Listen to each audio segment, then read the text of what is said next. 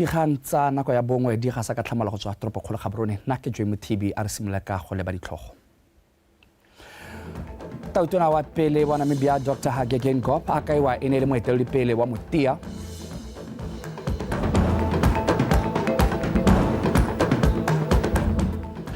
Banana ba gwetlhiwa go simolola kgwebo ya go roka kapari ya metshameko.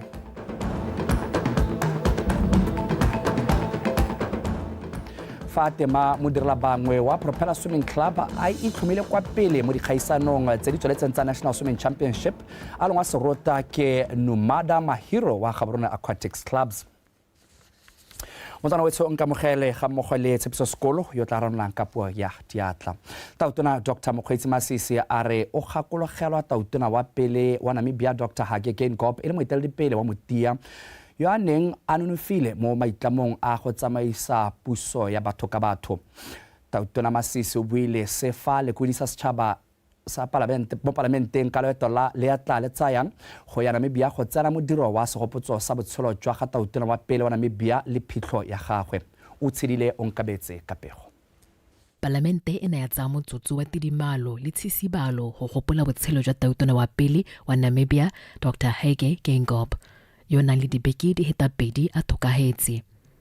Tautona Dr. Mokgweetsi Masisi a re Dr. Dikgang e ne le mogaka ebile le tsala ya Botswana yo serodumo sa gagwe se ta lemogwang go ya pele mo kgaolong ya Afrika. I wish to highlight to Botswana that the late Dr. Dikgang was an extraordinary man and an extraordinary leader.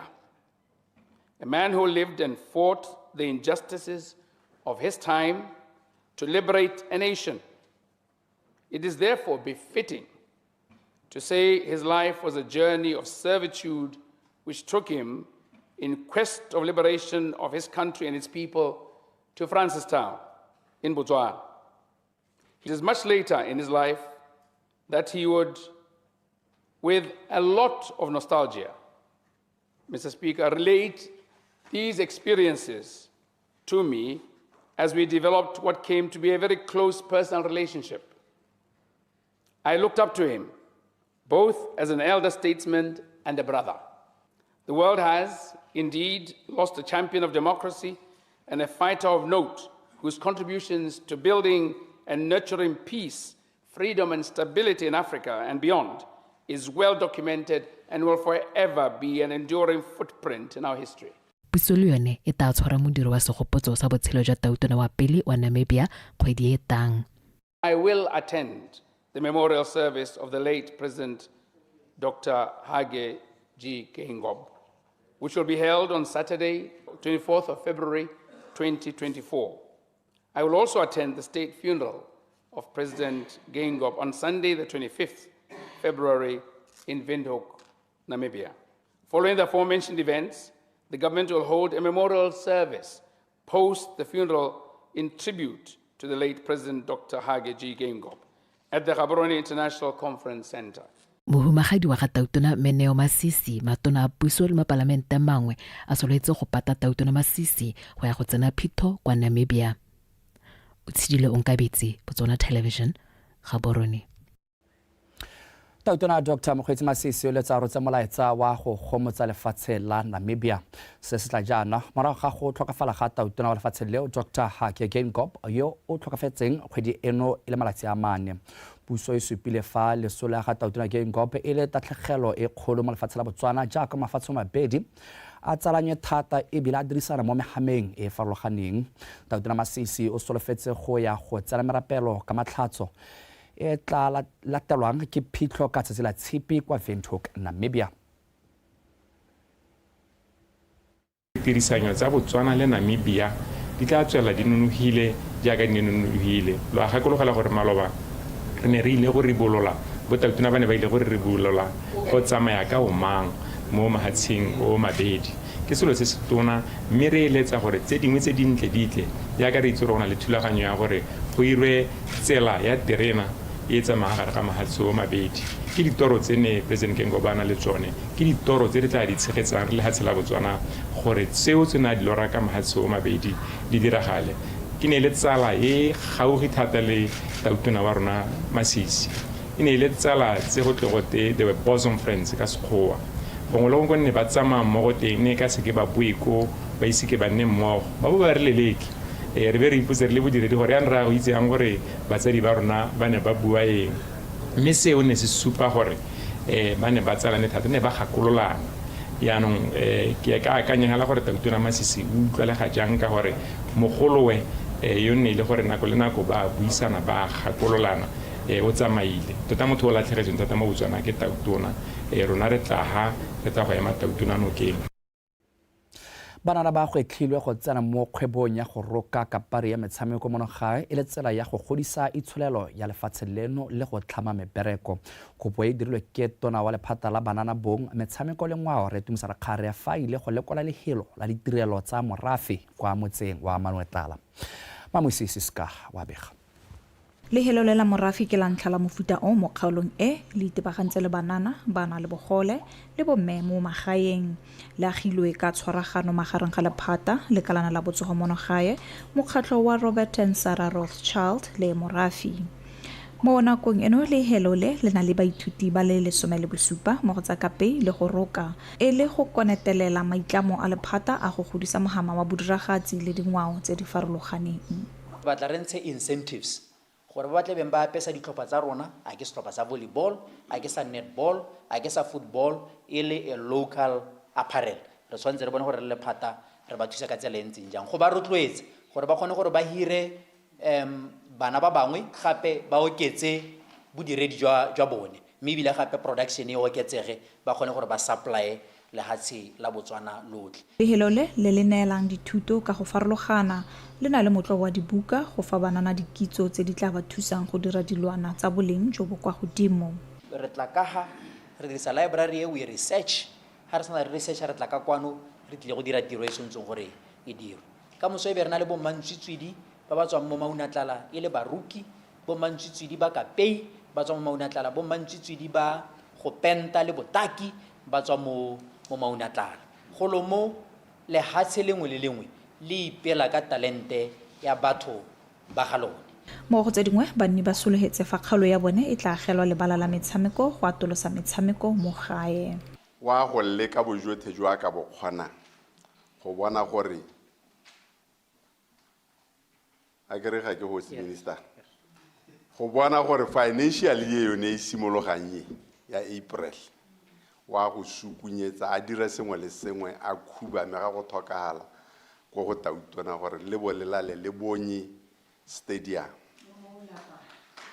ya ka dikgaolo tse dingwe loeto la ga tona le rotloetsa maikalelo a puso a go ema dikgwebo tsa banana nokeng le go godisa itsholelo Mamoisisi ska BTV News Maunatlala Company ya DBS Group ya re itemogetse kwalotlase ya dipoelo tsa dithekiso tsa ditemane mo ngwageng wa 2023 company eo e bone $4.3 billion fa go tshwantshangwa le $6.6 billion wa ngwaga wa 2022 se se tlhalositswe ke mogolwane wa DBS Group Paul Rowley jaaka ne a rola babega dikgang pego ya madi ya company eo ya ngwaga o fetileng wa betswe Mpulubusu ka pego go wela tlase ga dipoelo mo mohameng wa ditemane go bakilwe ke mabaka a farologaneng a akaretsang phadisano mo mmarakeng ka jaana go na le ditemane tsa maitirelo tse di tlhwatlhwa e kwa tlase go na le tsa tlholego tsa lefatshe leno le itlhomatsang ka go di rekisetsa mafatshe go oketsega ga dipoelo le merokotso mo mmarakeng wa Amerika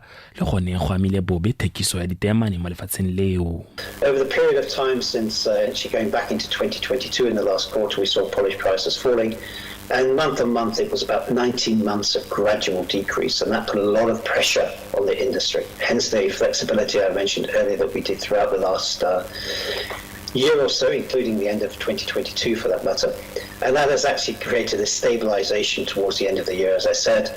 And we have seen indeed that improvement in the holiday period in the US. Unfortunately, I don't think we're seeing quite the same in China yet, but it will pull through eventually. We're still confident that with ongoing marketing campaigns that we're operating with a number of retailers, we believe that this will continue to encourage and promote natural diamonds in China. e re lentswa dipoelo tsa ditemane di wetse tlase, khamphane ya DBS e tsholetse ka go nna le seabe se se bonalang mo go tlhabololeng itsholelo ka jaana dipoelo tsa puso tsa lekgetho go tsweng ka khamphaneng eo di oketsegile ngwaga o fetileng fa go tshwantshangwa le ka ngwaga wa 2022. However, when we look at the tax and economic contribution to Botswana, you can see that the contribution has actually gone up. And you can see the benefits that this partnership really brings, because despite this difficult year, the benefits back to Botswana has been stable. So we see that total tax and economic contribution, 15.6 billion pula compared to 15.2 billion. That's incredible if you look at the drop in EBITDA. Go godisa botsalano le bana le seabe mo mogameng wa ditemane go lejwa go le botlhokwa mo go babaleleng boleng jwa ditemane ka jaana mogama o go magomediwa ke kwelotlase tateng ya melao e tisitsweng ke mahatshe a homileng a G7. But it's really about thoughtful investment, thoughtful spending, and making sure that, as Paul said, we continue to support our partners and the mining side. And that's where the real benefit of the partnership starts to see it. And, it's important that when we take this into consideration, we understand what the impact is. Go boletswe fa go tlhomamisiwa ga peeletso ya go epa ditemane ka fa tlase ga lefatshe kwa moepong wa jwaneng e le nngwe ya ditiro tse di tla thusang go nonotsha le go godisa dipoelo tsa ditemane go yeng pele. Wa Betswe Mpolobosi, BTV News, Gaborone.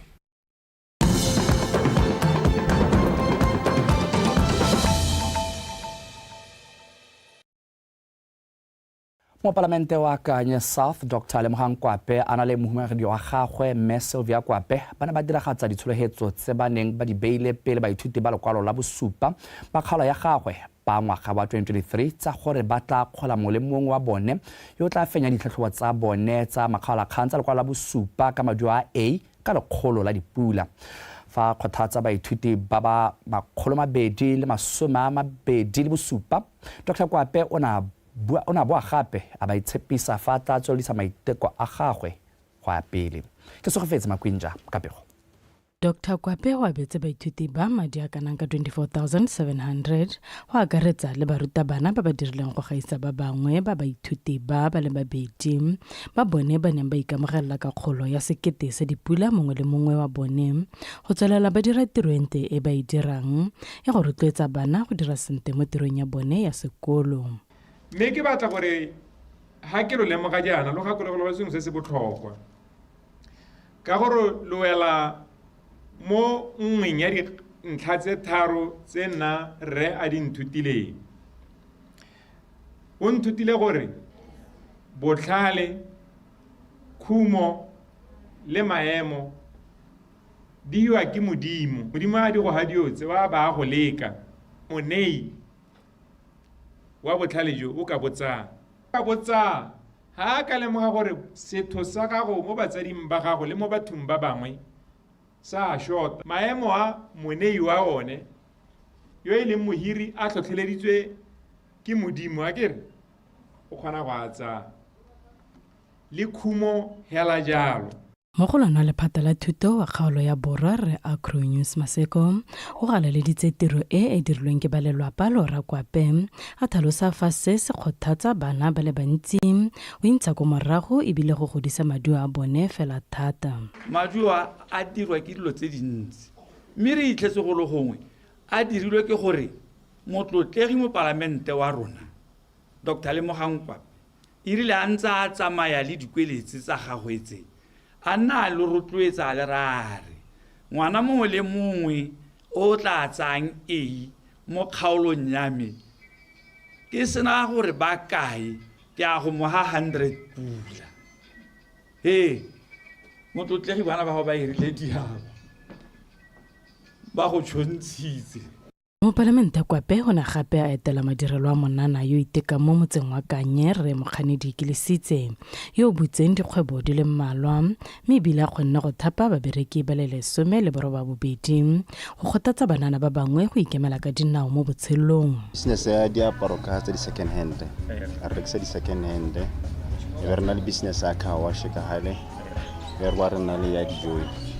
Tota e ka reng botoka ka gore e ke go re builang re na le 3 months re butse ya dijo. E ka reng botoka ke ka ya di second hand. Re kone sa re simola about ngwaga le half.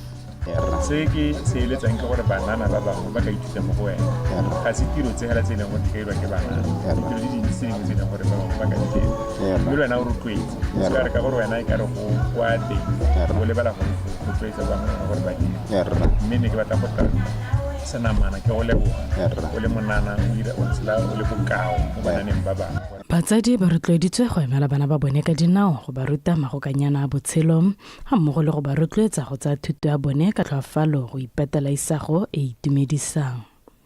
Ke se go fetse Makwinja, BTV News, Kanye. Tiriso ya teme thusa go somarela kitso le ngwao ka tsela e apegileng ka jalo go nyalla ga yone go ka nna le ditlamorago tse di sa eletsegeng mo dikokomaneng tse di tlang. Se se builwe ke tona wa banana bong metshameko le ngwao re tumisa rakgare fa go ipelelwa letsatsi la mahatshe la diteme le le neng le tshwaretswe ko motseng wa Sebina. Abigail Madorobo wa bega. Teme ka ile fa ile mpho e motho a tsholang ka yone mme ebile ile se ka o sa ngwao se se botlhokwa. Letsatsi le la go ipela ka teme le simolotswe go ipelelwa mo lefatsheng leno ka ngwaga wa 2008 e le tsela ya go lemoga diteme tse di farologaneng tse di buiwa mo dikgalong lefatshe leno ka bophara. Bona ga betso setlhogo sa rona ke ipela ka teme ya me e le ka puo ya rona ya Setswana mme ka puo ya Sekgowa ra re my language my pride. Setlhogo se re tla mare le Batswana ebile se re kgothatsa gone go lemoga gore re na le diteme ka go harologana mme diteme tse re tshwanetse re itse gore di humile ke khumo e seng kana ka sepe e le gore e tswa ko modimong. This is not enough. Ku time mo di television tse Botswana o bene nako ya kunona go lebele ka isarwa nena kwa na go lebele ka ikalanga nditho tse ga thama uti batho ba swi kumbula ku Dongo. Yes, we are being recognized as a tribe kana tile Lodzi. Lekalana la United Nations Educational, Scientific and Cultural Organization UNESCO le ka ile fa dipatiso di supa fa go le botlhokwa gore bana ba rutwe ka teme ya ko ba tswang teng go thusa mo thutong. Onyeno batho ba le 40 mo lekgolong ka sekgwa ga 40% lefatshe ka bophara ba kgona go akola thuto ya teme ya ga mabone mme ba e bua ebile ba e tlhaloganya go feta se se amahela thata kgatlhego mo thutong. Diteme ka go farologana nne tsa buiwa. Tao iye kwa tu itare iye tshikwa tao ngmago tinu damoka timo ite tshikwa tinu damoku ya kwa na esherema itisali bonani linjani liyaphila. Tso ya go fetola thuto go tswa ka modimo ka go rutetsa tiriso ya teme ya ko ga bana ba tlholegang teng mme ebile mo nakong eno diteme di le 11 setse di dirisiwa mo dikolong. Abigail Madorobo, BTV News, Sebina. Bani ba motse wa Kabo ba kgoletse makalana a puso makgotla ikemetseng ka nosi ga mmogo le ba poletlhomogi go ba isetsa ditlamelo go motseng wa bone. Motse o sekgala sa 70 kilometers go tsweng kwa toropong ya Gantsi ko bane ba ntseng ba tsaya bontsi jwa ditlamelo tsa bone ko teng. Angela Enosa wabe. Motho ha tswa mo motseng wa Kabo a ya toropong ya Gantsi o tsamaya ka tsela ya lekgarapana e sekgala sa 70 kilometers. Letlhoko la dipalamo tsa setšhaba le dira gore mosepele o se nne bonolo mme ebile banni ba kgona go nna malatsi le a tsi ba emetse go bona sepalamo go ya toropong. Go bomakalana ba tsiditse ditlamelo ga ba teng ke maiteko a ba opelang le gohi. Ha tsena kwa go gongwe wa go itela motho reng o ko ofisi ka mo thusa go ngwe ga kgone go mmona ngwe yo motho a seo ka mabaka tsa tiro go taba go dira gore yana a nne a tsamaya a ye gantsi a bue a tamokgolwa ba bua gore mosepelo ga bona montsintsi. letsatsi le go tlhalosiwa la atlegile ka banni ba tshile ka dipalopalo. Re na le maphata le more than 20 a ile gore gompieno a tsile mo ditamelong, so tsholegelo ya teng ya nametsa thata ebile ke se ile gore ra se itumelela re le maphata ra se lebogela gore batho ba goroga ba thuto ya gore ditamelo di mo batho ka bonya ya tsena mo go bone ba di itumelela. Tsamaiso e tlotlomatsa maiteko a puso a gore go sa nne le Motswana ope o saletseng ko morago go sa kgathaletsege gore o ntlhaege ya lehatshe. Ke dingwe ditlamelo tse re ntseng re tlhoka bobe ke sere dithuto tsotlhe tse ba di rutileng ka tlhamalalo ke tla di dirisa go itlhabolola, mme ebile re itumeletse gore di re gokeditse mosepele segolo thata ka ebile re le basadi bagolo re lebogile hela thata. Ha re tsena mo di-officing re dira di-follow up sa go utlwa ka ditlamelo, ra go kopana gape le dikgang tse di sele, ra go kopana gape le dikgang tse di sa ka gore ra butsa mme go nna ya kankare batho ba ne ba sa teka kwano. Re ba rutetse maphata gore ba dira di-follow up mo se ba neng ba se ofarile di-client gore se ba le gore di-client ba ne ba se kope mo go bona ba se bone ga ile gore ba se bona ba boele go bona ba kgone go bosetsa ba ha dikarabo. Banni ba go itlhoya go ikodisetsa mananeo a ditlhabololo a harologaneng. Bontsi jwa one a itebagantse thata le dithuso tsa banana, so ke one nako ya gore banana ba utlwe ka mananeo dingwaga tsa bone santse di ba leta gore ba ka tsaya mananeo, so ke sone se ke reng a ba iponatsa a ba itshupe a ba nne le kgathego. Lenaneo le dira dikgwedingwe tse tharo mo metseng e kgakala le ditlamelo e harologaneng. Mo nakong eno go setse go iswe ditlamelo ko metseng ya Tshobokwane, Grootlacht ga mmogo le Kuke. Angela Enosa, BOTSWANA Television, Kabo. Tla ke di be khutlo gone fa ke stela mogaka wa tsa metshameko City ka ga kwa Gorabege.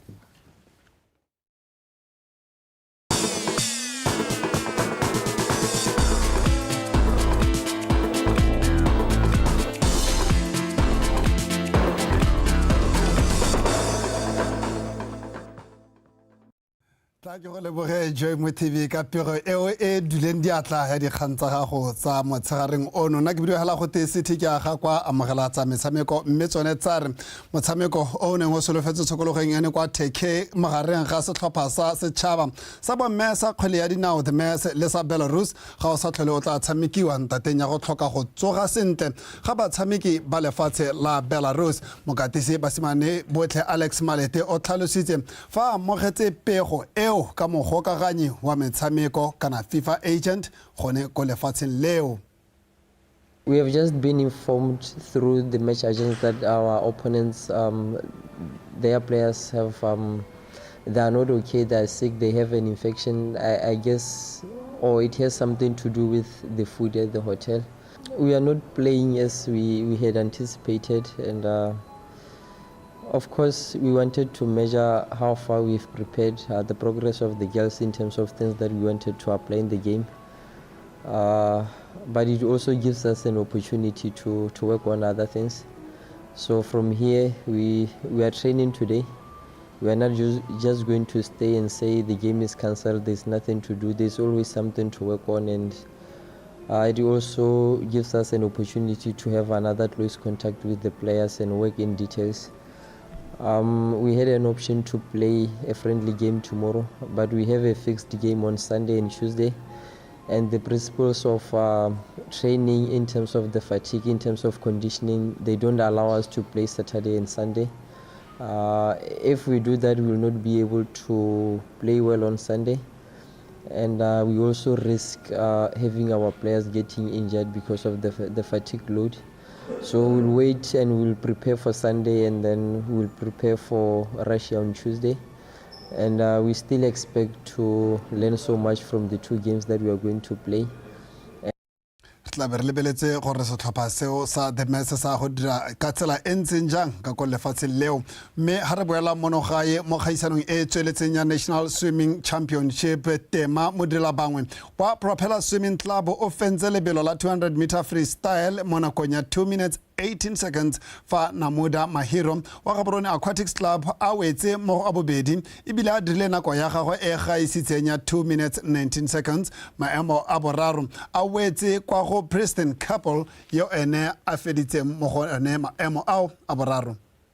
My target was 2:15, but I ended up with a 2:19, which I'm quite disappointed, but I think it's quite good. I think it's going pretty well. I'm liking it so far. I think I might get good results at the end of the nationals. Yeah. Motsana wetso mabelo ao a go thuma ga o batla go bona ka tsamela jalo ka ko madikolo ka na University ya Botswana go a go bona jaaka ba diragatsa a tsweletse le monakong ya gompieno mme tsa metshameko di wela gone ga nna le wena re tla ba re kopana gape mo letsatsi la ka moso Joy Mothibi o tla ba buile go tla go garela ditirelo tsa letsatsi la la botlhano tsa Botswana Connect nna le mafelo a beke a duleng diatla.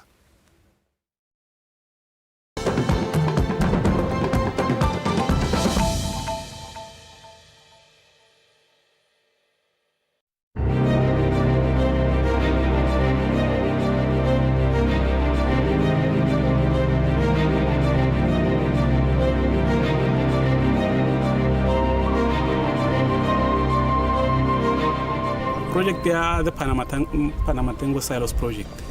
It's a collaboration effort between